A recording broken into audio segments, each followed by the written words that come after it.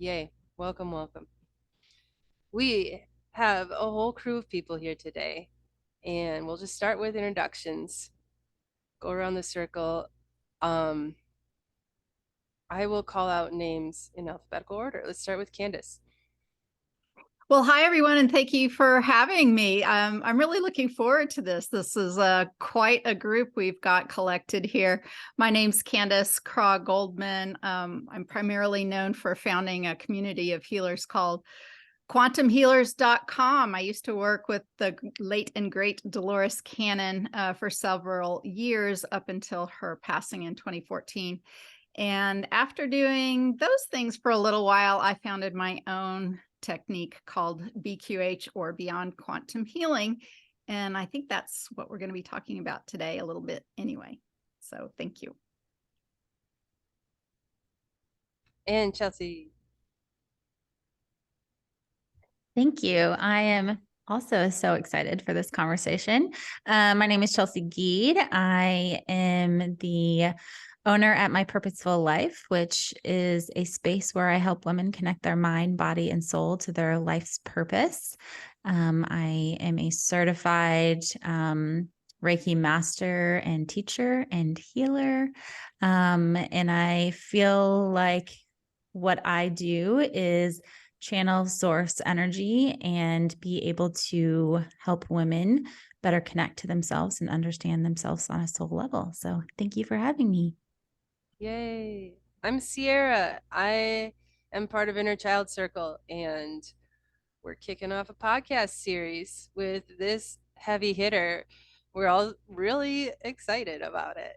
And I love doing group podcasts, so I'm really grateful that you're all here.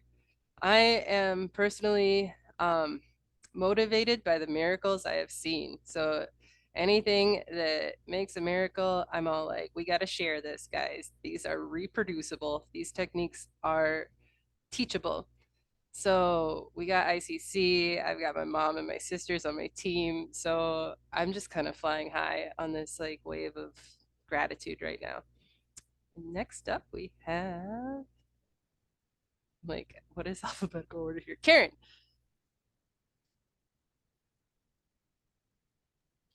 All right, my name is Karen TRELOAR, and I have a couple of my beautiful daughters here today, which I'm just thrilled that, we do represent Inner Child Circle, which is a healing outreach that we have to help individuals achieve wholeness. And I, as a way of introducing myself as well, I am a Beyond Quantum Healer practitioner.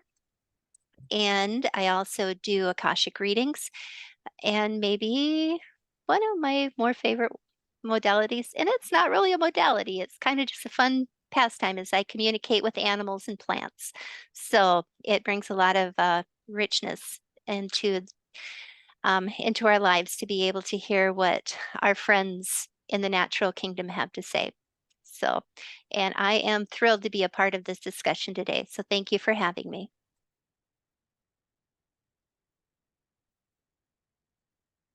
Super cool. Thanks, Karen. Next up is Katie.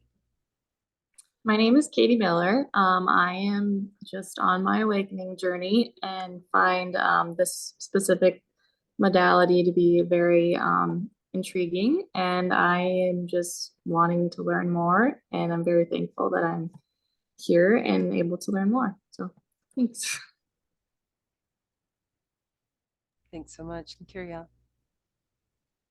Good morning. Yeah, KYRIEL. I have a bunch of titles and modalities, but first and foremost, today I'm basically a fangirl. I love BQH. I have received some of the most amazing life-changing messages through Beyond Healing sessions, and I am so happy to be here and to be part of this conversation and spread awareness. Amazing. This is an amazing group. Yeah, let's just get right into the questions. We'll start with one of Katie Miller's questions. If the past or future self can have an impact on our current life, do you think in exchange a session, a beyond quantum healing session, could impact the self in a past or future life as well. So how are we going to do this? Is everyone chiming in, or do you guys want me to start, or what would you like? How would you like to proceed with these questions? I do want you to start, Candace. Okay. And then, yeah, I think we all are full of wisdom and expertise. So I do want us all to chime in as we feel. That's great, because I don't want to just take over with all of my chatting. I know Karen was saying she's a chatterbox. That's usually me.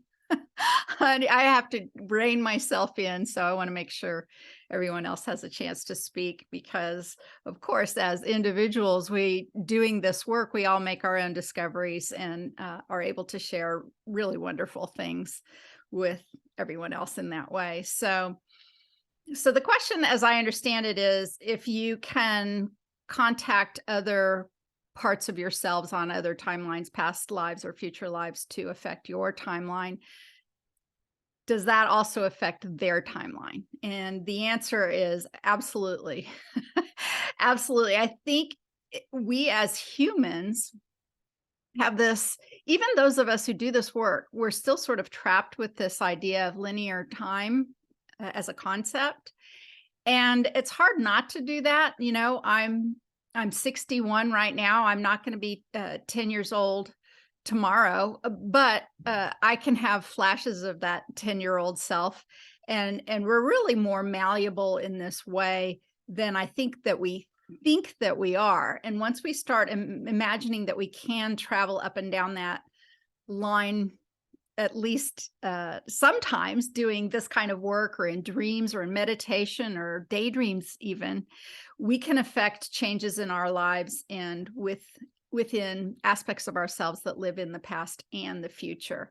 I'm reminded of a story of a quantum healing session that I did a number of years ago with a woman who was she was either in her latter 60s or early 70s. And this was the first time anyone had ever come in for a session who, one of her questions or one of her concerns was she wanted to focus on healing for herself, her daughter, but also her mother, who had already passed on. She was quite focused on this idea of wanting the healing to go in that way. And specifically in this regard, she had suffered from scoliosis. Her mother did, her daughter did. And the session was all kind of about that. It was focused on the root cause of that, and then adding the other two people in her family, both her living daughter and her mother, who had already passed into the next realm, offering healings both ways. And absolutely the trajectory of healing went into the past and into the future, and I believe absolutely affected change in this way. I think time is so much more fluid and so much more creative than we give it opportunity. And I'll leave you with this little snippet that's coming into my awareness right now. You know, Dolores Cannon, of course, my beautiful teacher, our beautiful teacher, for those of you who out there or even here who studied her work and her method. You know, she's famous for doing this 3-series set of books with the prophet Nostradamus. And Nostradamus, not in her books, but in another series of books where someone was following some of his prophecies and some of how he gained his information and how he was inspired to write them.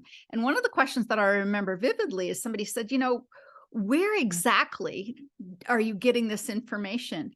And what he said was, which I find fascinating, he said, I hear voices from the future. Now, think about this. Dolores contacted this man who'd lived hundreds of years in the past, and he talked about getting a lot of his information from a voice hundreds of years in the future. And if you take some of the details of this communication throughout this time-space continuum, I actually believe, and I'm getting goosebumps as I'm getting ready to say it, that some of Nostradamus's prophecies came from his conversations with Dolores Cannon. So, wrap your head around that one. Once you can kind of jump into this idea and see that these connections, anything is possible. Everything is possible. Again, we are only limited by our imagination and the limits that we have within it. That really excites me. The idea of the two of them having those conversations. And the other thing that I really love that you said is that our daydreams, and I don't often think about my daydreams, but it's really cool to think that our daydreams can and are so productive.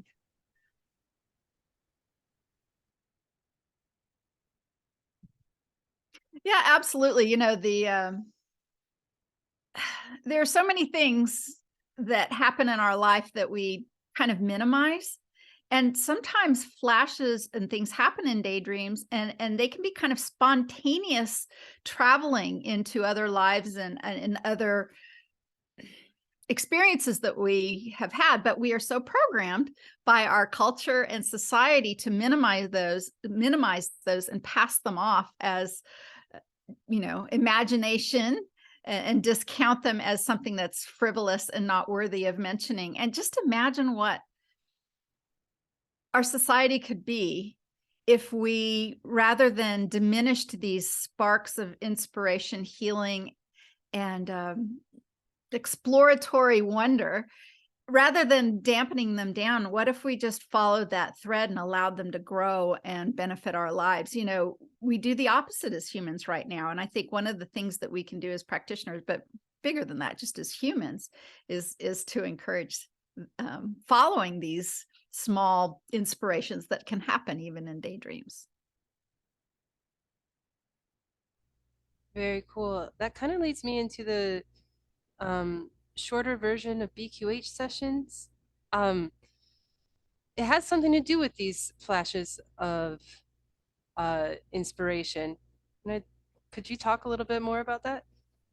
Sure. Well, I think you might be talking about an approach that I've been developing that we are like this close to releasing. It's actually with beta testers right now. I got some beta testing reports last night. I started calling these BQH mini sessions or shorter sessions, but I have changed the name, and it's officially now called Quantum Connect. So what are we talking about here? Well, there's a lot of reasons to explore consciousness in a myriad of ways. As I think we all know, most of us who do this work are very happy to learn Reiki and EFT and Akashic Records reading and a number of things. And that's because, why limit our growth and understanding with different approaches? I'm not alone being a healer who likes lots of different tools in my toolbox. So this Quantum Connect concept was born directly out of doing these quantum healing sessions, both Dolores's method of QHHT and then years after in BQH. So these sessions are typically multi-hour commitments or endeavors, if you will. And typically what happens for most practitioners is with the client, before they go into the actual session where the client typically leans and lays back and relaxes either in a bed or a recliner of some kind, and reclines and closes their eyes and goes into a daydream or trance-like state, typically there is an exchange of, well, let's do a little practice. Let's show you how this works. And for many years, practitioners or other people talked about this as practicing visualization. And I find that a little difficult to put it in that box, because it's not really about visualizing. For goodness sake, I've had a number of blind clients. They can't and don't visualize, and they're not exempt from doing this work. It's, visualization is just sort of a default way that we talk about using our imagination. So it's really more about, let's practice accessing your imagination before we actually do it. And why do we do that? Well, to give them a chance, again, to practice or to dip their toe in it, but also to allay some fears, because a lot of people are like, I can't do that, or I can't visualize. And if you can get them to sort of start working that muscle, then, they have more confidence going in, because that same cultural thing that suggests you should discount what's coming up for you in the imagination, that same kind of program can start running in your head doing this work. It's very common. It's the number one concern of practitioners and clients. It's been that way for a very, very long time. So doing this small practice has given clients confidence. And what I say is, no pressure. You don't have to close your eyes. You don't have to relax. You don't have to do anything. Let's just kind of play this back and forth game. And so what happens then is, because it's like, oh, this isn't the real thing here. So they may have waited a long time. They may have a big problem they're wanting to address. But if you give them this moment of practice where those things are sort of set aside and they have fun, a lot of the guard comes down. And when the guard comes down like that, and they're not worrying about being in a trance, and they're not worrying about doing anything, that addresses their big issue, if they have one, that's when they can access, that's when they can really access that small voice inside, or that pure imagination. And so sometimes, and I will submit to you that there's many in our community who have similar stories. Sometimes these little practice sessions are either the thing that the whole session builds upon, or sometimes that's where the healing happens. And it's because they have taken the pressure off of themselves to perform, and they've taken away the worry and the weight and the significance. And so watching that happen over all of these years, I'm like, some people don't want to go into trance. Some people have this idea that they're fearful of it. Some people aren't ready for it. Some people don't have a number of hours. Some people simply just want to see a little bit what this is like. Why not take that portion and have it be a standalone approach? And so that's what I've done. And I've created it. It's called Quantum Connect. And it's basically, let's just do this thing back and forth. Open your eyes, wide eyes. I do my own sessions, 45 minutes. I do not pass 45 minutes, start to finish. I say hello, and 45 minutes later, I say goodbye. And I am telling you, the number of clients that I've had that have had significant insights and breakthroughs during that 45 minutes, because it's low pressure, right? And the whole trance thing is out. They've been able to contact that same imagination and make some discoveries. It is certainly a different approach, but I think one that's valuable to use in conjunction with this work, and even with other kind of work, like life coaching work or therapy work or counseling work. So it's, it takes it out of the realm, makes it more available, and basically just gives people the idea, I think, that if you allow your imagination to come out, even in these smaller casual type moments, you can learn a lot about yourself, and you can connect to other aspects and other realms in a way that might surprise you, and almost always is a benefit, and consistently has helped clients as I've been practicing this for a number of years now already.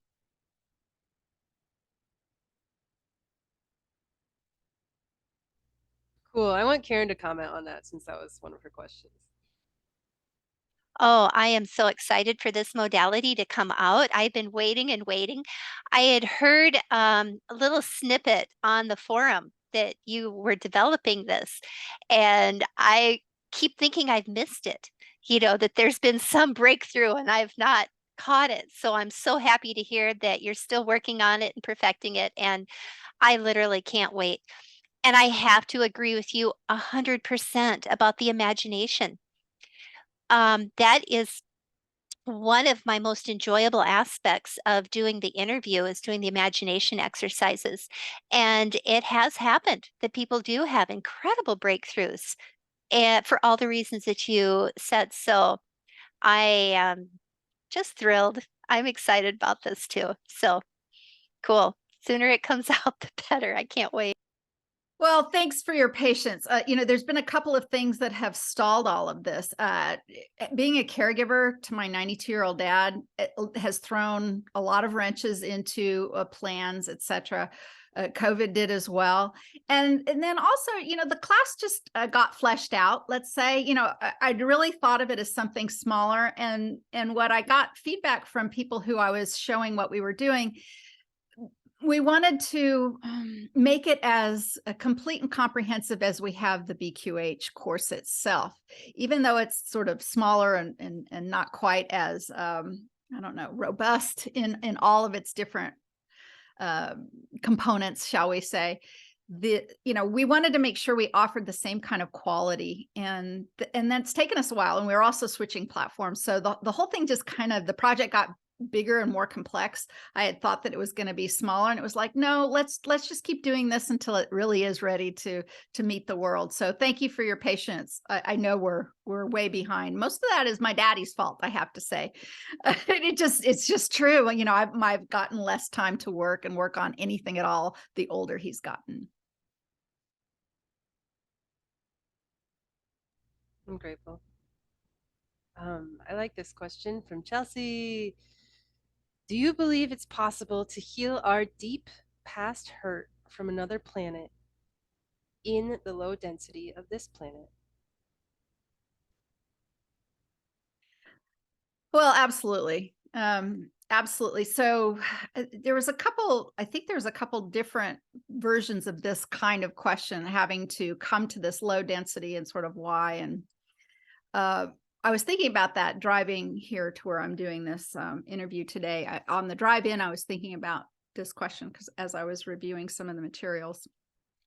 And, you know, my best understanding in all of the sessions that I have done and the ability to talk to the higher selves or the spirit guides or the alternate versions of others, the idea that we come here to this lower density, some people think of it as almost a punishment sometimes, or they frame it that way, or they make it sound, you know, the lower, more physical, dense place that we experience this life, that it is somehow not as worthy as the higher dimensions or densities.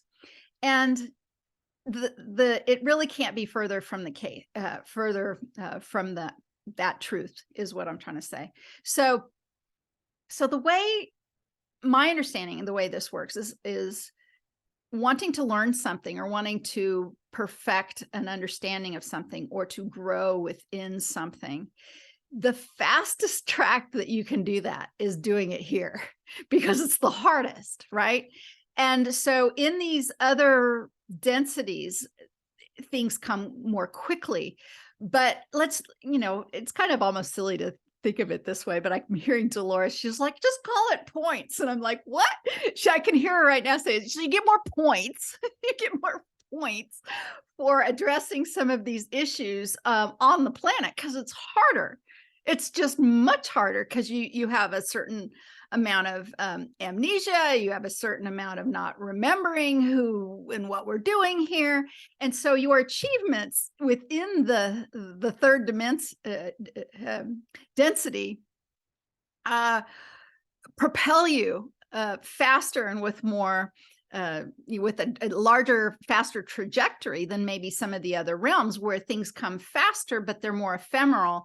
And the value or the speed or the amount of things that you can accomplish, shall we say, is huge in this world, which is why she's showing me this too. And I've had clients who are dealing with this right now too, which is why right now, if you can imagine souls out there lining up to have an experience as a human, and there are many that are, you know, they're lining up to have this experience.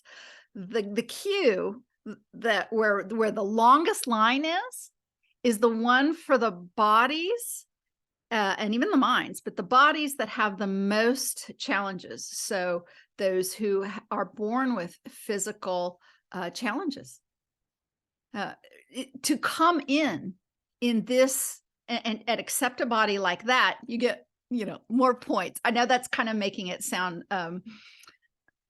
well, certainly not as unserious as that may come out to sounding, but to learn in that capacity is just huge. As a matter of fact, right now, I'm sitting right now looking at the last client I had in person here in my wellness studio, is a woman who's pregnant right now with a baby who has some serious things wrong with it physically, and may not make it to term. We just don't know. And yet she had this session where she was talking with this child it's a second trimester pregnancy already. And the voice of the child kept coming back saying, this is, I'm fine. You know, I'm experiencing what I want to experience here. And I love you and all of this. And of course, the mother, very much more third density focused, wants a healthy baby. What human doesn't want a healthy baby? But this baby, some of the conversation that is happening here is this soul having this experience within the body of this woman who's chosen an extremely difficult existence, even in utero, and is providing lessons for all of them. You know, the mother, the father, the extended family, what they're going through right now, the weight to even know how this is going to play out in the end. And yet the conversation isn't something like, feel sorry for me, or even change this trajectory and fix my physical form. Can it be that way in sessions? Absolutely. Absolutely. And I've seen it happen over and over again. Dolores Cannon talks about that a lot. But there's this other aspect of it too, which is, don't take that away from me. Don't take that away from us. We set this up for this lesson, for this expansion, for this understanding.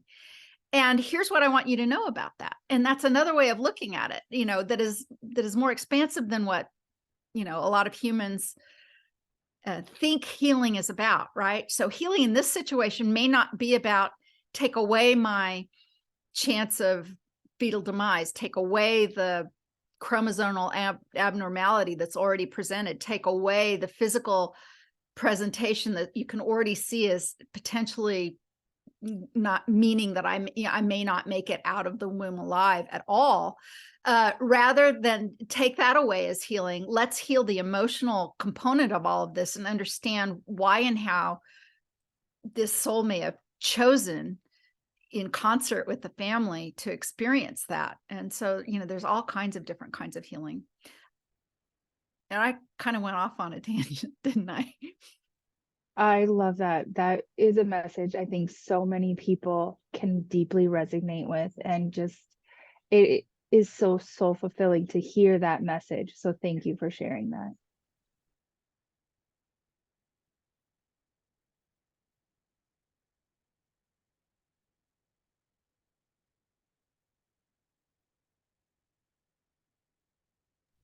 All right. That was amazing. Thank you.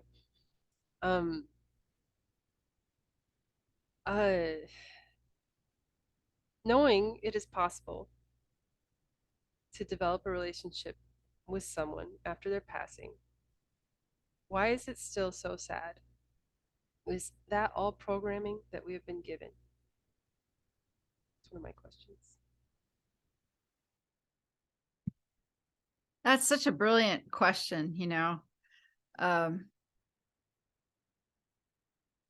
because I mean, I can feel all of our hearts right now. I mean, all 6 of us right now are thinking about heartbreak. And I can feel that from all of you. I can feel it from my own self. I can feel it from even events that I had personally yesterday.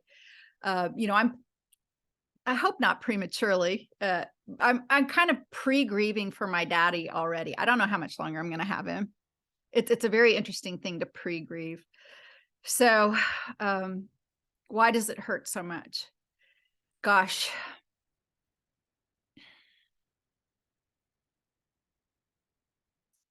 Because it has to. It really, really has to. For you to love completely is to be completely vulnerable with the entire portion of your heart. and for you to love something, whether it, be a pet, a family member, or even, the planet.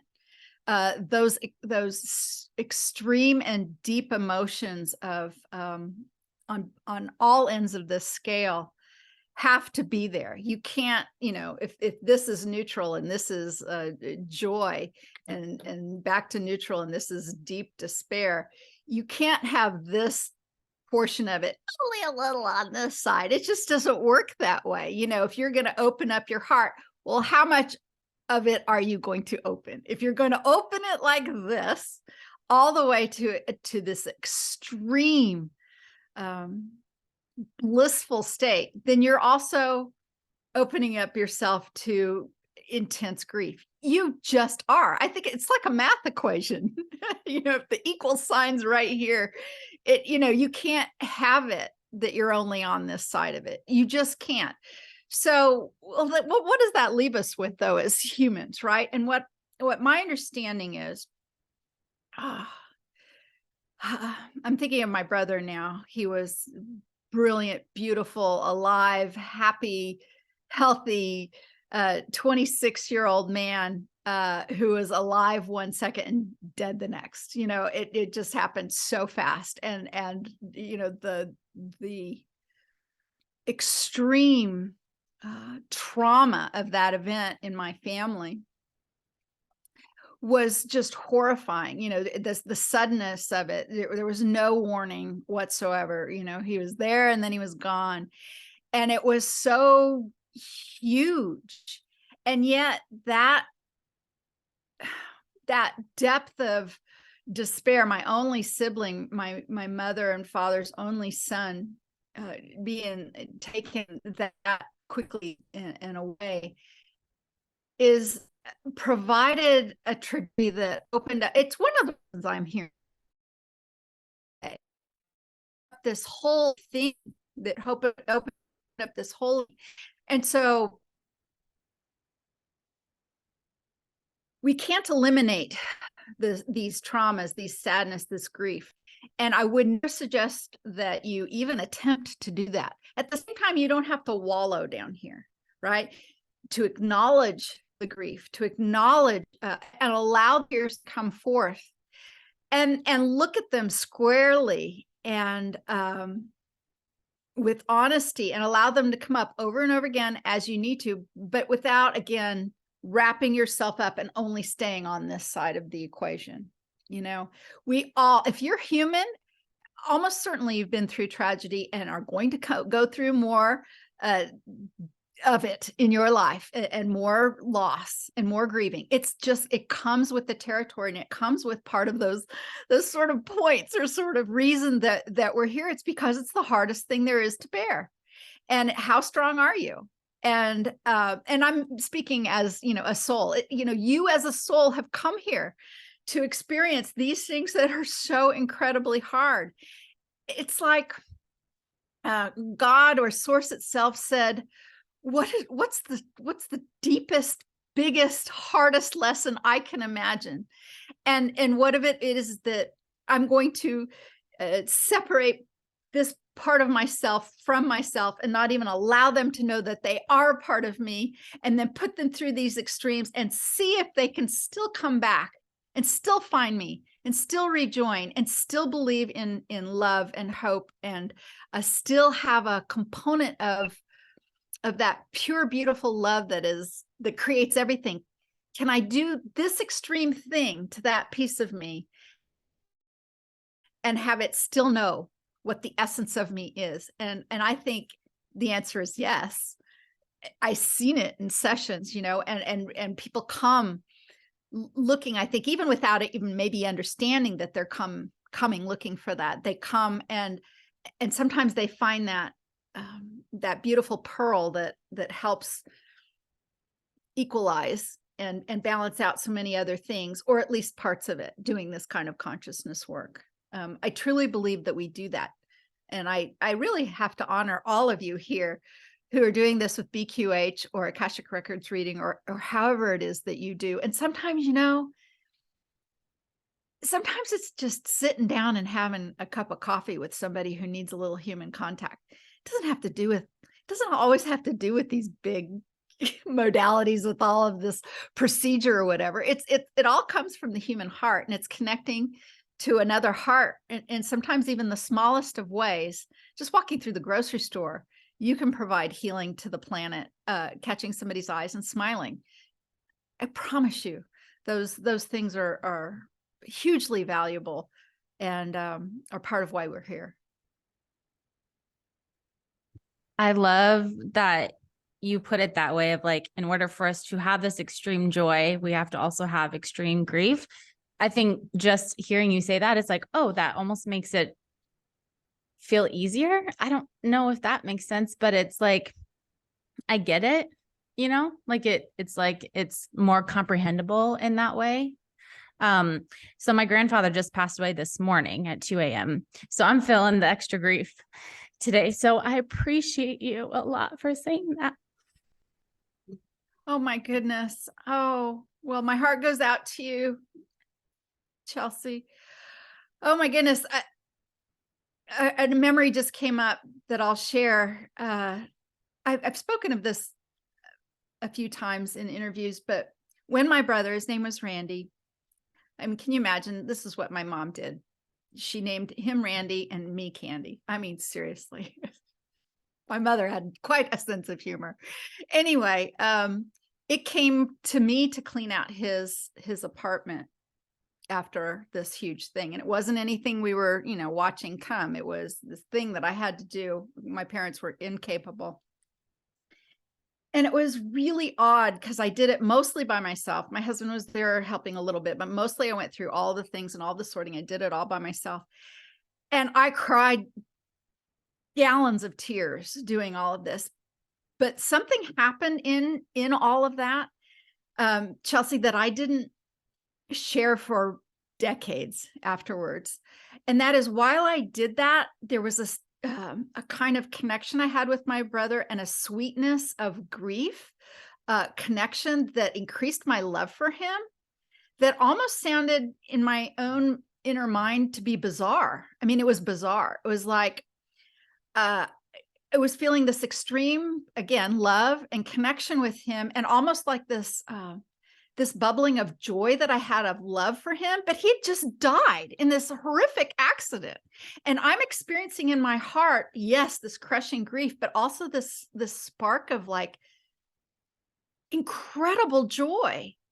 And I'm like, what's wrong with me? What is wrong with me? There were parts of touching his things and putting together, and I was seeing the expansion in my own heart about doing this with his, putting away his personal items. But I didn't tell anyone that because it sounded nuts to me back then. I'm more understanding this now, right? Because if you remove this idea of us only being third density humans, and you understand it from a soul aspect, you could say, well, sure, it's because you know that up here and in this place, that's just one of a numerous iterations of expansion and experience, and it's just not all of who you are, right? And you're understanding even the value of the grief that you're experiencing, which may be actually what I'm trying to say here. That extreme grief had this pearl in it that I understood was valuable and was going to benefit in ways that I didn't have even an understanding of. And thank you for letting me share that memory.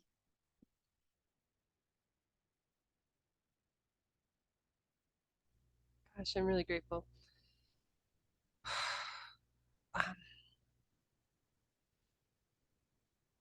All right. I want to talk about how we are third dimensional and what is third dimensional. So, Candace, you said in an interview that you come to Earth to feel the soft breeze on your skin. And that's a strictly third dimensional thing. I'm curious, what else is third dimensional? Well, all the physical things, food, food, sex, alcohol, those kind of substances that we feel through a physical filter, actual warmth, actual physical pain. Believe it or not, we come here to feel physical pain. It's not like we can't understand it in other dimensions, but it's like a smorgasbord. You know, being in this body is a smorgasbord of different kinds of feelings, different kinds of sensations. It's almost like being a chef, you know, being put into a place where you could have any ingredient that you want to make a creation, and let's see what you come up with. The reason I talk about the soft breeze is I am taken to memories of my own soul making the decision to become human, and feeling that same soft breeze against my face throughout many different lifetime experiences, you know, whether it's in that country or this body or that time frame. There's something about that, and it's a very specific temperature. You know, that one temperature that's very soft that comes across the breeze. It's like it's like a reminder to me. It's like, oh, and it always takes me back to this: you are here doing this thing now in this body, in this personality, with this trajectory and timeline. But in all those other ones that you've also been, there's this constant. And it's kind of like being, I've heard it said, especially when my husband and I did a tandem session, I think it was the first time I heard it specifically. My higher self said, like, I'm a past life, or I'm a human life junkie. I like it so much that I've come back a lot. And that is one of the sensations that is my favorite thing about being a human.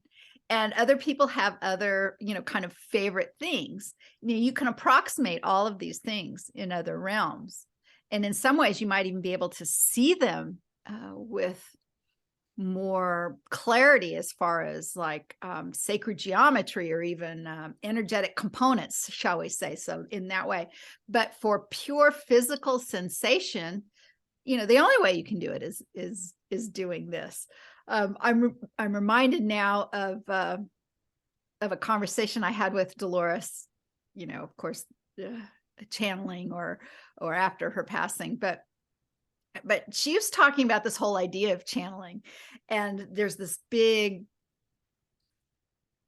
discussion on Earth right now about believing in channeling, not believing in channeling, what's channeling, and you know, we could talk hours on that. But when she was talking to me about this whole idea of being in the physical and being able to communicate with those who are not in physical, she presented me with an idea that it makes me giggle, which is, she said, you know, there's just such a small number of souls doing this, so small, just, you know, choosing a physical existence. And the place where she is, she's able to access these other realms and still communicate with those of us who have a desire and a capacity to do that with her now, who are still in the physical. But she floated this idea out of this idea that she is also talking to some of these other expressions of consciousness over here in a different density, telling them about a physical physical experience. And some of these other, say, lifetimes or beings, they actually are like, get out. You mean it's actually real that people can animate third density human or physical matter? I mean, imagine that, you know, where, say, we as humans on this planet say things like, well, I don't believe in ghosts or spirits or past lives, or I don't believe in any of that. Imagine these other beings out there in other densities going, oh yeah, I think that's a rumor, this thing about being able to animate physical form. I'm not sure that's real. And she's like, oh yeah, I did it. And I'm still talking to those people who are, and they're like, yeah, okay, maybe. I mean, really, just because you aren't physical doesn't mean everything else is bigger or above you or knows more than you. And where did we get that idea anyway?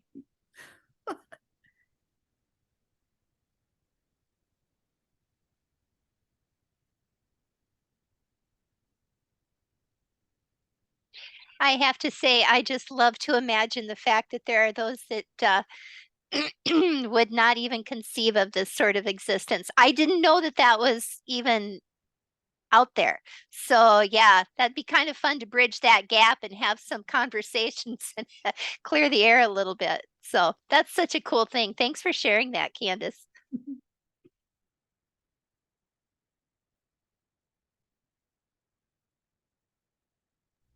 Yeah, thank you. Chelsea had another question. Would you like to go ahead?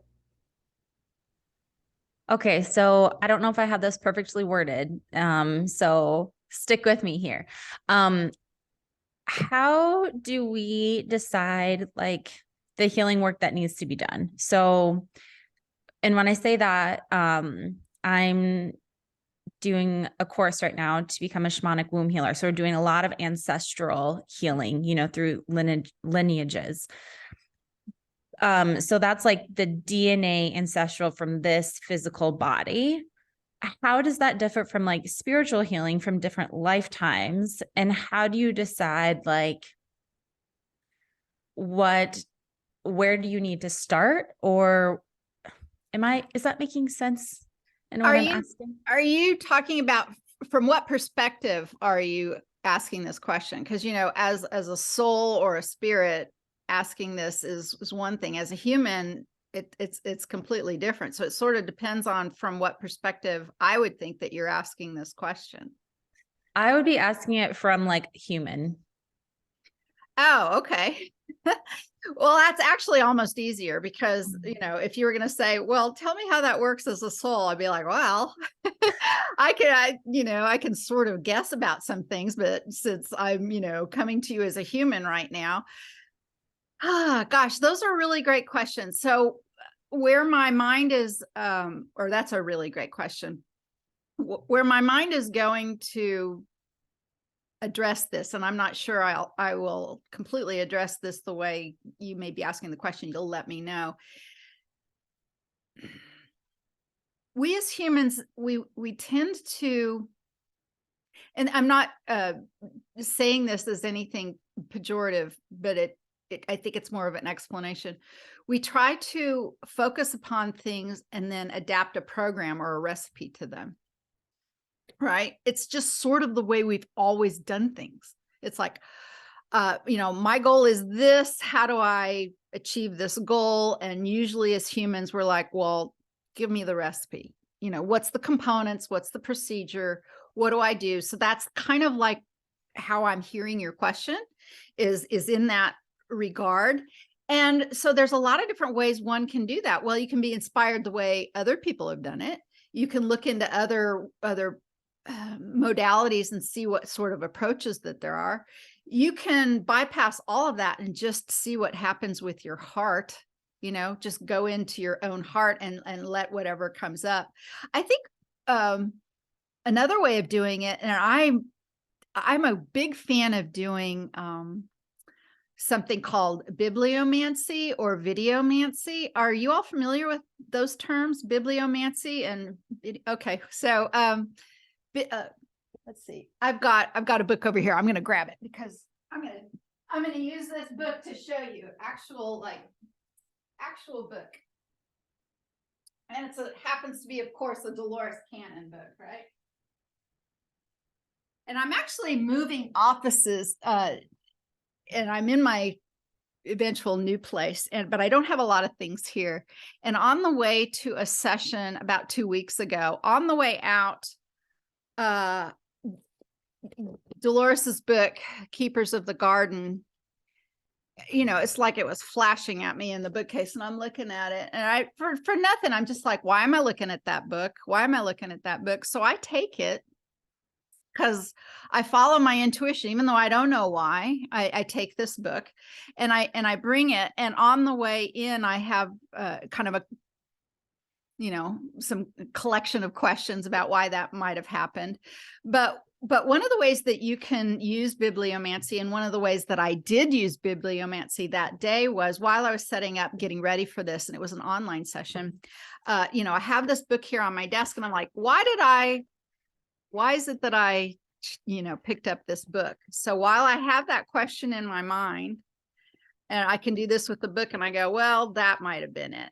And then I read the paragraph, you know, and then I did that, and I can't actually remember exactly the details it was, but I noted it and I bookmarked the paragraph. And then when I was doing the session with the person, that exact thing came up in her session. It was the exact thing. It was like, it was that component. It was that thing. And I was able to make the connection there. So that's bibliomancy, because biblio as in book. And another way you can do it is videomancy. And that's how I have brought Qigong into my life, with Dolores's insistence on me expanding and still refining my own energetic body. You know, I woke up again, you know, I'm a woman in my 60s, still healthy, still energetic, but I got one or two things that could stand some improvement. And I'm grousing about that. And I wake up one morning with Dolores. She was like, Qigong, you just need to go learn Qigong. And I'm like, okay, fine. She goes, I'll show you. I'll take you where to go. So I get on YouTube. I just put Qigong in the search bar, and then all those channels come up, and she's like, just scroll. You know, she's in my mind, just scroll. Now you can do this with a guide or just your own self, you know, see where your finger lands. It's same with cards, that kind of thing. And she's like, stop. And I stopped, and I found my, you know, finger pointing to like a 2014 really old square video of this Qigong teacher who, it didn't even have that many views. You know, this one video had like, I don't know, 300 views or something in the scheme of things. That's not very many. She's like, that's your guy. And I'm like, okay. So I went to, and she goes, you know, don't even go watch anything else. He teaches a course, go sign up for it. Or he has a club, go sign up for it. And I'm like, okay. And I went, and he did, and I did. And I ended up, he did teach a course. But what I found, and this is, it just kept unraveling, and my understanding of why. This guy's name, he's a Qigong teacher in California. His name's Chris Shelton, and his wife is named Parisa. And I just love them so much. And Parisa, when I started talking to Parisa, it was just finishing the QHHT course. She absolutely was in love with Dolores. And get this, both of her parents are quantum physicists. So we've had these amazing conversations, and I just did it by, you know, just my intuition and, you know, Dolores's help in my head, you know. And there are people out there, and I'm fine with this, by the way. You can say I'm just imagining her voice, that it's not really her, or, you know, I'm applying her voice to my imagination. Well, maybe. I'm okay with people like saying that, because there's some people saying, well, you can't do that, or even people in our own community who doubt some of those things. That's okay. I'm all about having conversations around this, and no one person has all of the exact truth of everything that's going on, either in themselves or out there. So, you know, I'm a little, I find it kind of humorous when people kind of think that they do know. Name a topic, you know, somebody's like, I know everything about that. I'm like, okay, really? I don't know. I don't approach life that way. I just cannot believe that anyone human, with the limitations that we have in our bodies and with our brains, I know that we can constantly expand all of these things, both our body's capacity, our mind's capacity, our spirit's capacity, but it's still, you know, it's still singular in this way. And it's not, you know, we're not source. We're not God. We may be pieces of God, parts of source, but I don't know, you know, the all-knowing human, I don't buy it. I have a quick question, kind of along those lines. I'm about the same age as you are. And I've heard some talk about our carbon-based bodies transforming into the crystalline-based bodies. What, can you speak to that? Yes, in a way that I think we apply language in the ways that we know how. I do believe that these two ideas are connected, that ascension and the shifting of the physical form and the crystalline body. I believe that they are all connected. But I almost feel like, you know what we're like? I'm getting another visual from my team as I'm doing this. It's like we're all these different moths coming to the flame. We're all going to the flame, and all these different perspectives. We know something is here and bright and light and where we're going and how we're expanding and all of that. But how exactly that works, I don't know. I really don't know. There's a lot of different theories about all of that. There's theories that when we release the third helix in our DNA, that we can begin to bring in some crystalline components. Okay, Dolores is reminding me about a session I had. So I had a session once with a man who, well, there's a lot of lessons that I learned in this session that I've talked about this session in our community quite a bit. But his experience was, he was there for incredible pain, not only physical pain, but also emotional pain. He was a former special military operations man who was, and these are his words, set up by our own government to take a fall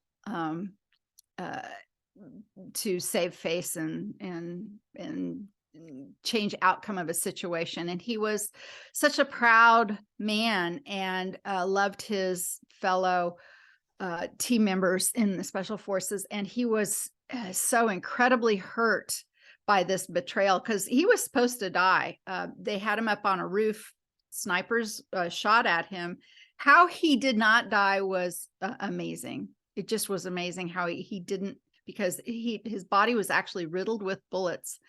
And in the end, it made him, he had so much pain, particularly in the lower half of his body. He did survive. He separated from the military. So he had physical pain, and he had, again, this pain of betrayal because he was so gung-ho. And when he learned kind of how and why this happened to him, he was mortified, and it was awful. And he went, this man, to a past life. And this actually will go back to CIERRA, I think maybe one of your first questions about, or maybe one of the early questions that you brought today about another lifetime or in other planets or whatever.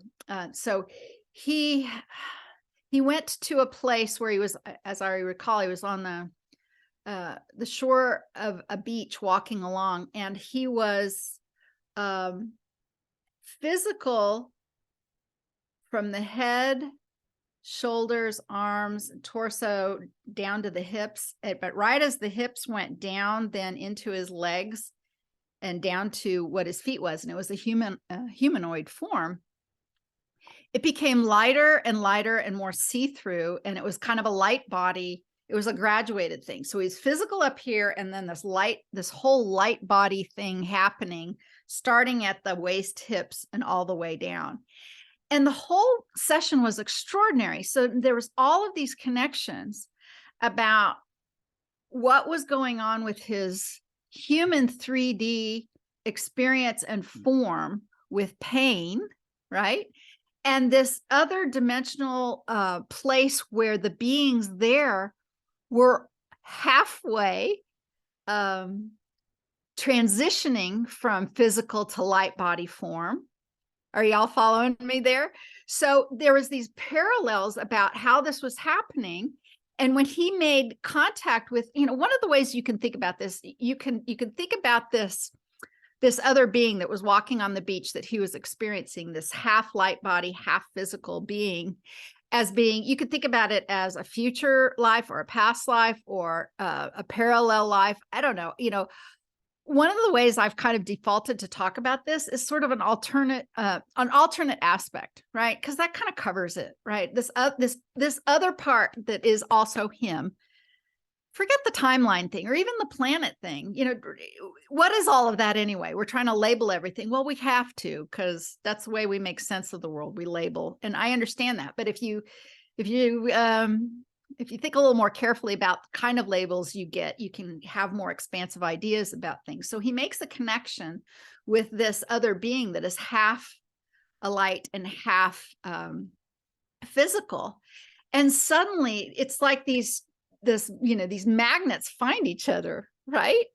And understanding and merging with this other aspect of himself, where he had this incredible pain down here in this lower half of his body, and on this other realm, it was all light down here. And so coming to know that other part of him, and when he came up out of his session, and I have to tell you, to this day, I still go back and look at that session that I wrote up on the forum many years ago now. It was extraordinary in so many ways because, first of all, a psychiatrist sent him to me. What? I mean, this is years ago. This is even before Dolores died. It was like a psychiatrist is sending a patient to me. You know, I don't even have a clinical hypnotherapy license. I don't, you know, I've only done Dolores's work and my own explorations. And yet he was like, yeah, he sent him here. And I'm like, or she sent me here. And I'm like, what? And then he told me all the different drugs he was on.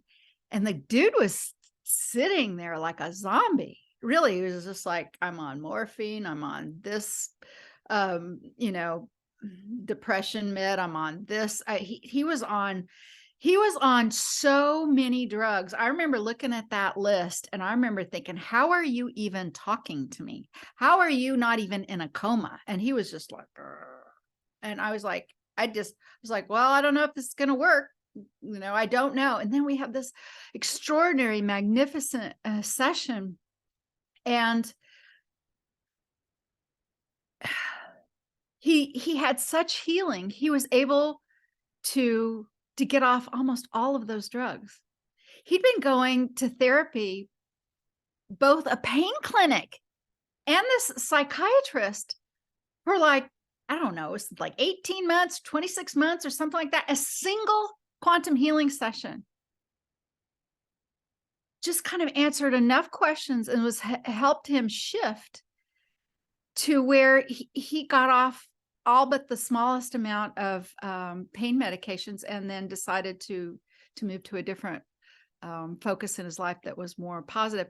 Now, I want to be clear in saying I'm not demeaning the pain clinic or diminishing the psychiatric help. Those two things may have provided a foundation that he could continue searching for what else he needed for healing. I think, you know, all forms of healing are valid, and I'm not trying to one up the psychiatrist or even a pain clinic or anything like that.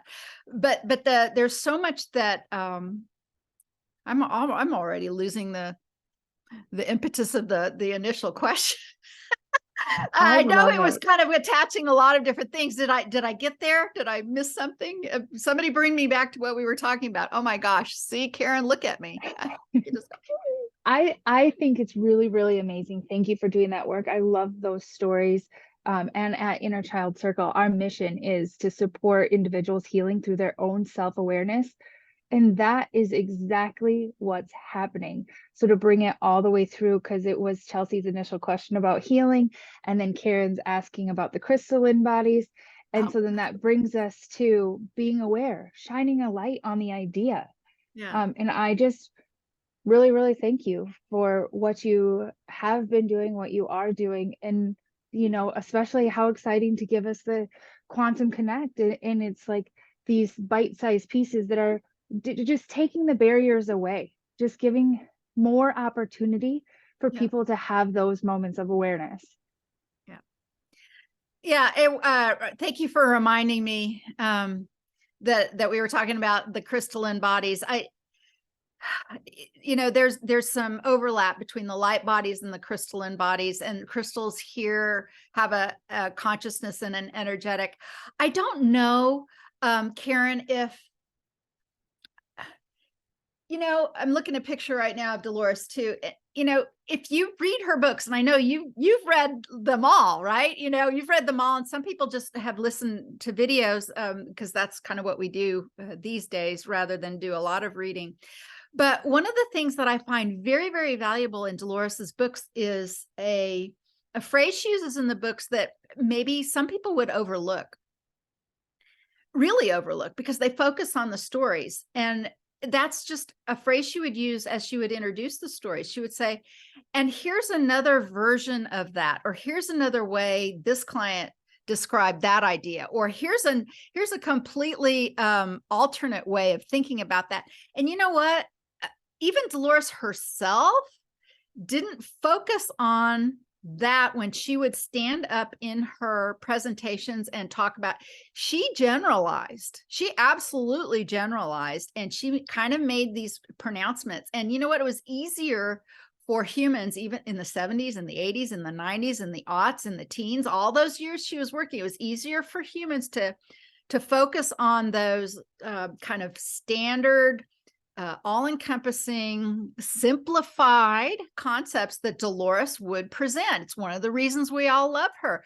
But if you read her books carefully, it's not that simple. It really isn't. There's many versions of a lot of what's going on in there. There really, really is. So, and I think it's because, you know, we are taken in by these more generalized pronouncements, and yet when we look at the individualized experiences and information sources, they're very nuanced, right?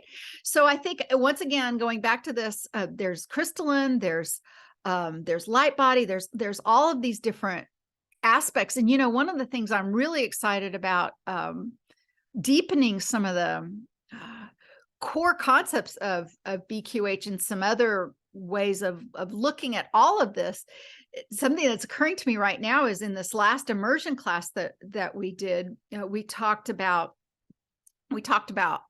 well, no, it was two immersions ago. Anyway, we talk about water. You know what, one of the things we learned about with water, with one of Alison Brown, Will Brown's channeling, we learned that the water molecule on planet Earth is planet Earth's water molecule, H2O, that there are actually other elemental tables in other realms and in other even physical worlds where water has a different construction. It's not H2O. It's something else. Now that'll blow your mind, right? It's like, okay. I mean, we've already sort of understood some things like, well, maybe gravity's not the same. We all get that, right? Yeah, gravity, it's, you know, it's here one way, it's this way on the moon, or it's that way on this planet. But the elements of, you know, the periodic table, are there different elements in different places or different dimensions? You know, this is really interesting. So I think we're so, back to the crystalline thing again. I think we're just scratching the surface of what even does that mean, a crystalline body. I think we're doing a lot of leaps, and I think those leaps are valuable, but we may be changing our minds about what that means as we go, right? Yeah, so that sort of comes back around to the other end and concludes that. Thanks for reminding me we started there. Thank you, Candace. That was a very satisfying answer. I love the way you answer questions. So thank you.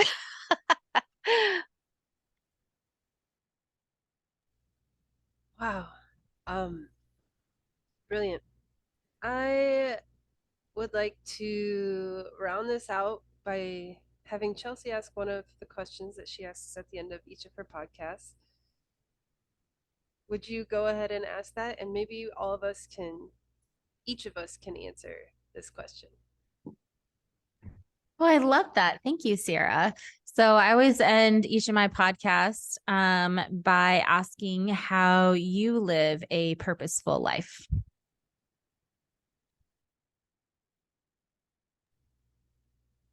Chelsea, will you start by answering it? Yeah, who's first?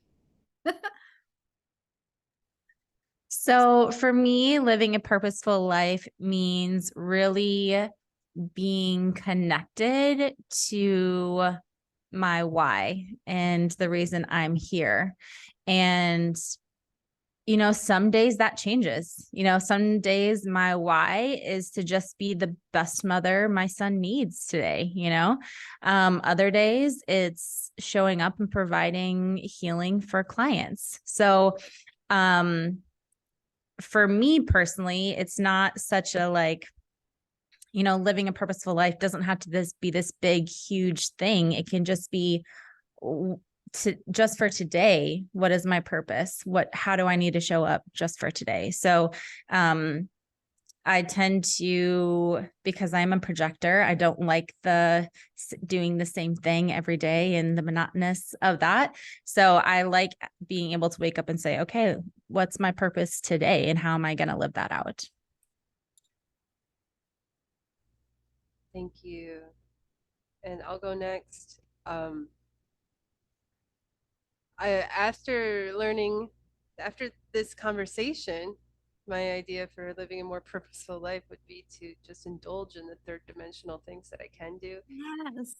And to listen to those sparks of insight, like they are the pearls of wisdom and insight that they are. That's it. KYRIEL, do you want to go next? Yeah, I love that answer. And it does remind me of Candace feeling the wind, because CIERRA likes to hear the sound of the leaves when they crunch. So it's kind of that full, visceral, exciting feeling. And how I live a purposeful life is just with intention and being in my own energy now. So to be present or to be aware of what I'm doing at that moment. And then I feel more guided if I'm paying attention to what I'm doing. Thank you. Katie, would you like to go next? I would say, I was also going to say by being intentional. And then also like just, I've been learning that I do have purpose just by being a human. You know, I think I'm always looking for the next, you know, big thing and other things outside of myself. And it's like, it's actually, a lot of it does come from, it is from me, and that I have purpose being myself, and it's not necessarily anything outside of myself. So. Very cool. Karen? That's quite a question to ask. How to live or what does a purposeful life mean to me? I have to say that I think Chelsea mentioned asking the question why. I think that was perhaps maybe my first word when I started talking is why? Why? So perhaps my way of living a purposeful life is always searching for the answer to why. I feel like I landed on this earth and I'm looking around and I'm going, oh boy, why? So I'm always looking for the reasons as to why things are the way they are. That's my way of having a purposeful life. Thank you. And Candace? Well, it's such a great question. You know, ask me tomorrow, I'll probably answer it a different way. But what's occurring to me right now is this idea that to live a purposeful life is to, even if I don't see it right in front of me, I know that there is magic in absolutely everything. Everything is magical. Everything contains magic, is capable of increased magic, particularly humans. And even myself, and I can get mired in the tasks and the minutia of keeping life going. And sometimes when I'm feeling a little stressed or overwhelmed, I remind myself, and I'm happy to assist clients in reminding that in the smallest of things, there's magic. And the more you look for the magic and the more you acknowledge that magic, the more it comes into your life and the easier that you see it, you know? And it's such a gift to, I'm getting almost tears in my eyes right now. I'm thinking about the mom again, who is just here with her baby, and we don't know the outcome, right, of what's going on with this child, if she will even come into the world alive or not. And even in that, there's magic.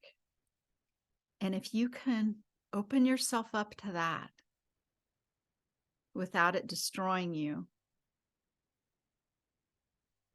I think that's a pretty profound gift. So I'm looking for the magic in all of the things, even the things that are hard, disturbing, and difficult for humans to go through.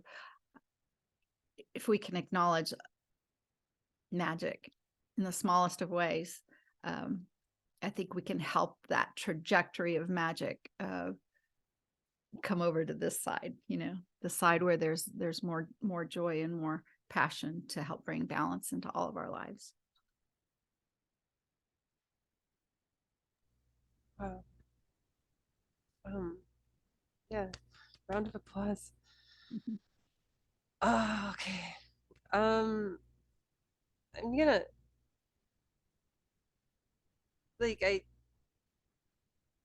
I'm kind of at a loss right now for what to do. Like, I really am enjoying this conversation, and I really want to just like bask in this feeling of connectedness and like gratitude and love.